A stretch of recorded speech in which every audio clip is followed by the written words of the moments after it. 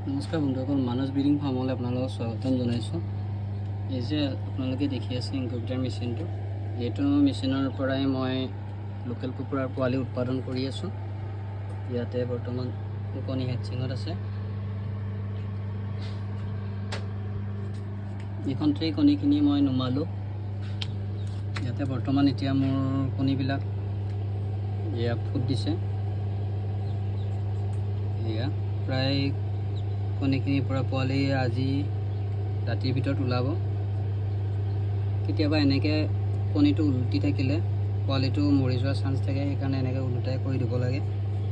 মানে যিখিনি ফুট দিয়ে সেইখিনি ওপৰফাল কৰি দিব লাগে।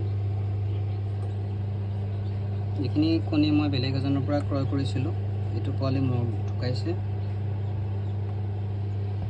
আশা কৰোঁ আপোনালোকে মোৰ এই চেনেলৰ ভিডিঅ'বোৰ চাই আছে।